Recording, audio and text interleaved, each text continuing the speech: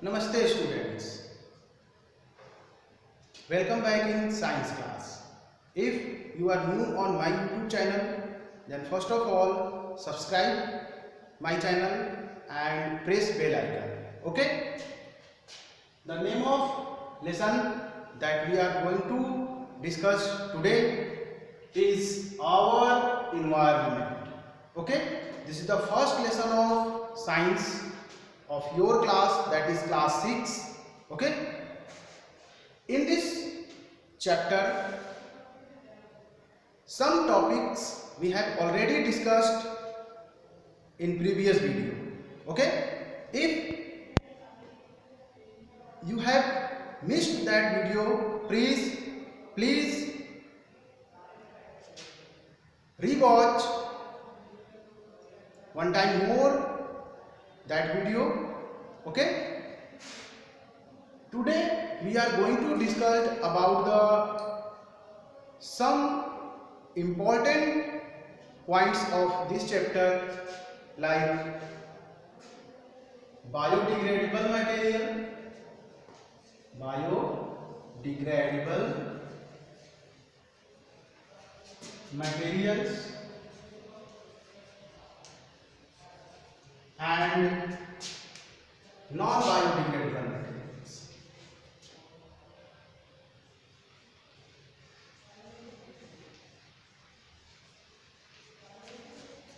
Non-biodegradable materials.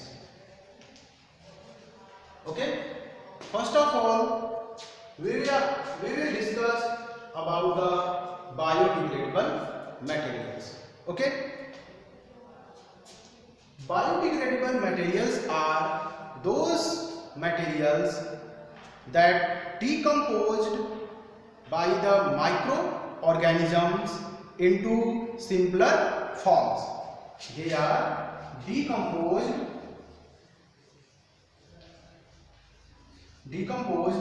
by microorganisms. Okay, materials that are decomposed by microorganisms into simpler form that are called biodegradable materials. Okay, like हम इनके examples देख लेते हैं biodegradable materials के.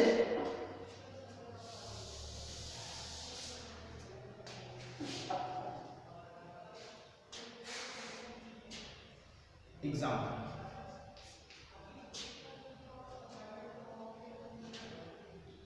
Vegetable wastage means vegetables की जो छिलके होते हैं, है ना, वेजिटेबल पील्स या vegetable wastage. Another one is paper.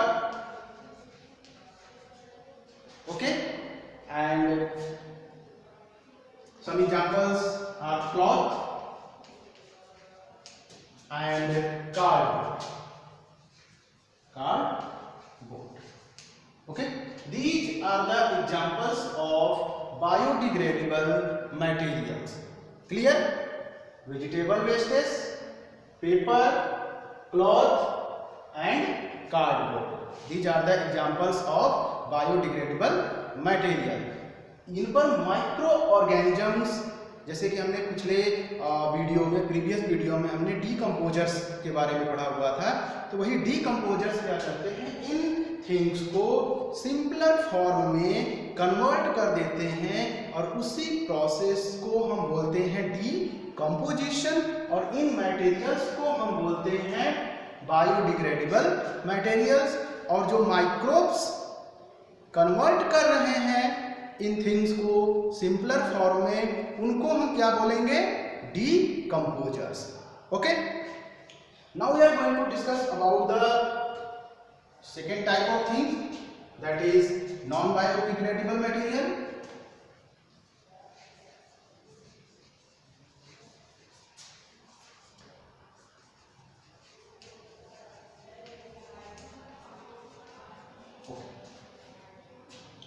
These are the just opposite of biodegradable material means there are some substances or some things around us in our environment that do not decomposed by microorganism, that do not decomposed by microorganisms, do not decomposed by microorganisms, microorganisms को हम microbes भी बोलते हैं. Okay, the examples of such type of materials are plastic, glass, okay, aluminium foil,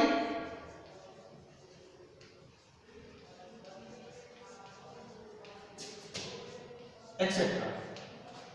These are some examples of non-biodegradable materials. Okay? अब हम ये जान लेते हैं कि ये जो नॉन बायोडिग्रेडेबल मटेरियल्स हैं जिनका कि डिकम्पोजिशन नहीं होता है, such type of materials have adverse effect, have adverse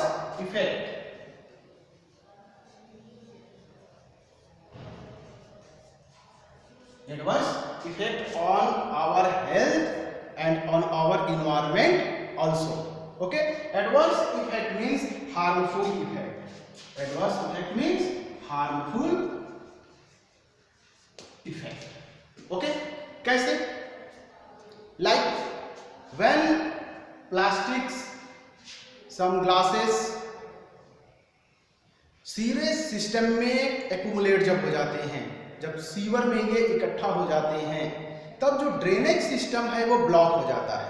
okay, drainage system block हो जाता है और प्रॉपर वाटर जो है वो फ्लो रन नहीं कर पाता, निकासी वाटर की नहीं हो पाती है, तो सीवर जो है वो क्या करने लगता है, ओवरफ्लो करने लगता है.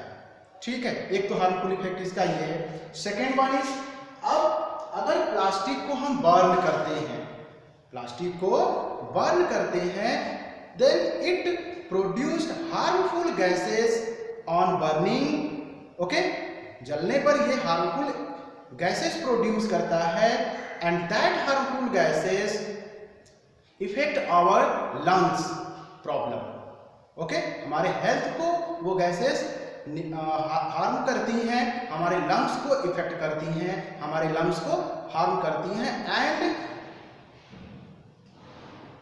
हमारे जो जब लंग्स इफेक्ट हो जाते हैं तो हमें रेस्पिरेटरी प्रॉब्लम्स होने लगते हैं.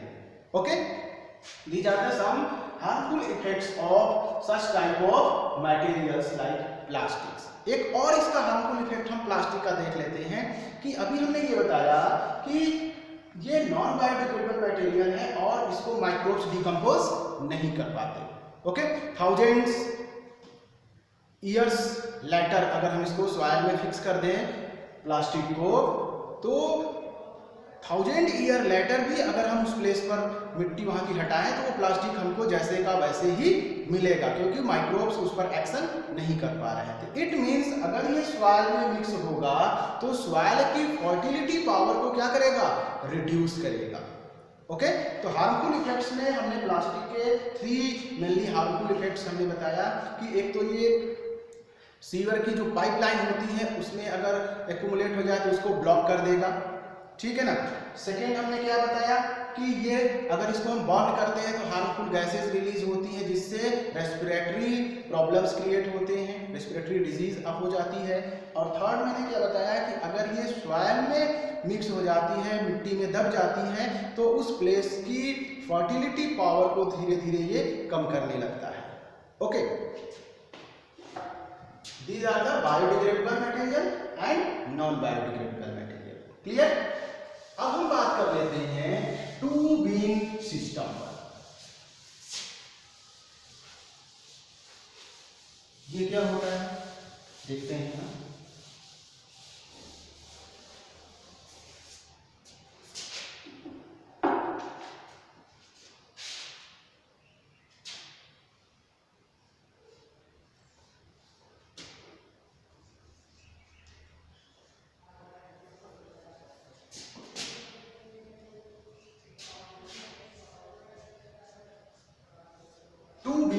सिस्टम। इस सिस्टम में होता क्या है कि इन सम सिटीज, है ना, देखो बायोडिग्रेडेबल मटेरियल और नॉन बायोडिग्रेडेबल मटेरियल हमारे आसपास है, हमारी चारों तरफ है। हम बायोडिग्रेडेबल मटेरियल का भी यूज करते हैं और नॉन बायोडिग्रेडेबल मटेरियल का भी यूज करते हैं। और जब वो वेस्ट के फॉर्म में हो जाता है, जब वो हमारे यूज का नहीं होता है, तब हम उसको क्या करते हैं, फेंक देते हैं।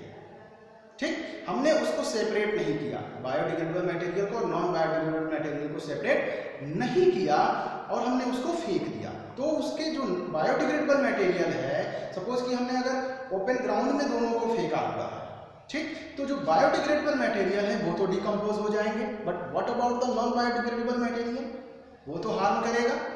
क्लियर? तो बायोडिग्रेडेबल मटेरियल और नॉन बायोडिग्रेडेबल मटेरियल को सेपरेटली हमें उन्हें डिफरेंट बीन में जो है वो कलेक्ट करना चाहिए। इसी सिस्टम को हम बोलते हैं टू बीन सिस्टम। कुछ सिटीज में जो है 2 बॉक्सेस जो है वो रखे जाते हैं। ओके,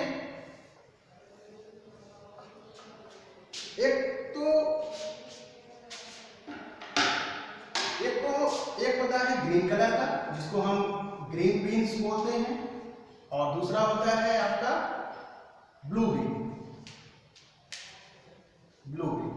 ओके, तो ग्रीन बीन सिस्टम में ग्रीन बीन जो बॉक्स होता है और ब्लू बीन जो बॉक्स होता है, ग्रीन बीन वाले बॉक्स में या इस ग्रीन बीन में हम ऐसे वेस्ट को एक्यूमुलेट करते हैं जो बायोडिग्रेडेबल होता है।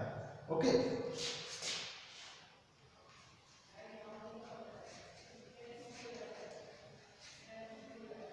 Biodegradable materials are stored in green bin. ये जो वेस्टेज होते हैं उनको, और ब्लू बीन में हम कौन सा मटेरियल यूज कर, कौन से वेस्ट मटेरियल हम जो है इसमें स्टोर करेंगे, non biodegradable materials.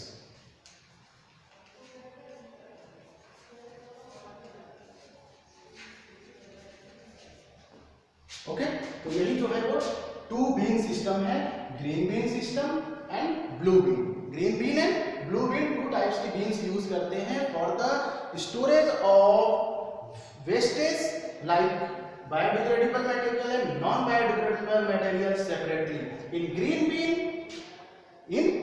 bean we should store wastage of biodegradable material, and in blue bean we should store the wastage of non-biodegradable materials.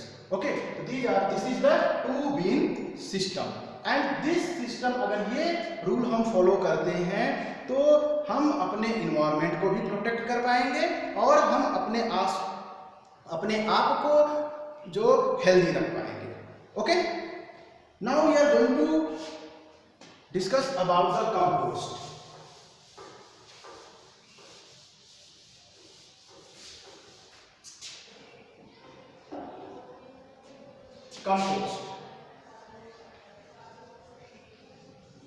देखिए कंपोस्ट क्या होता है, कैसे इसको हम नेचुरली बनाएंगे।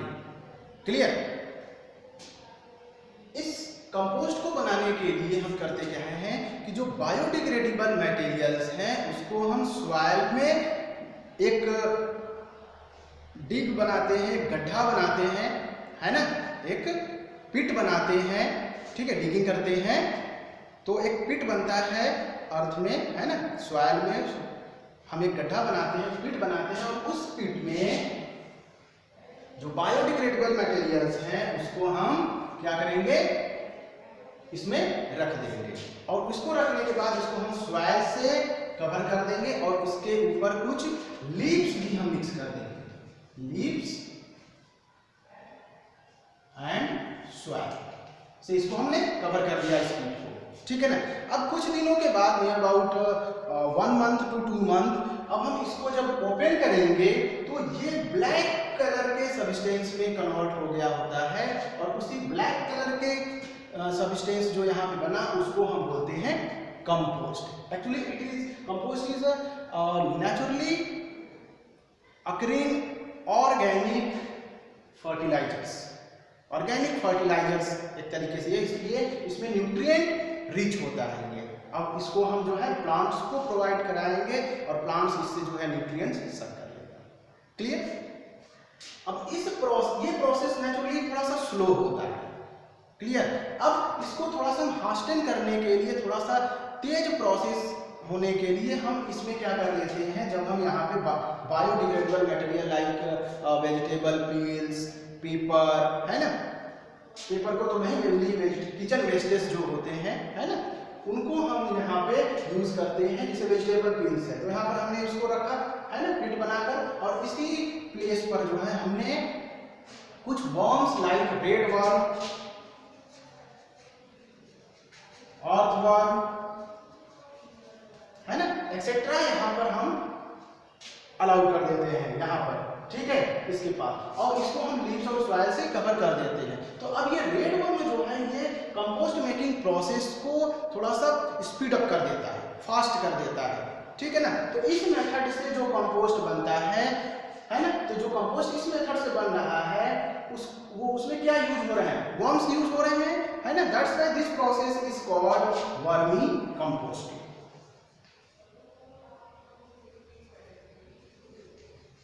Vermicomposting. Vermicomposting is the method of formation of compost by using red worm or earthworm.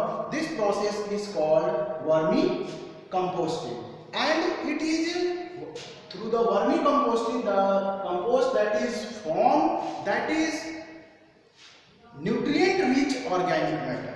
इससे जो वर्मी कंपोस्ट बनेगा, इससे क्या बनेगा, वर्मी कंपोस्टिंग प्रोसेस से वर्मी कंपोस्ट बनेगा। जो कंपोस्ट बनेगा उसको वर्मी कंपोस्ट बोलेंगे। And this vermi compost is nutrient rich organic matter,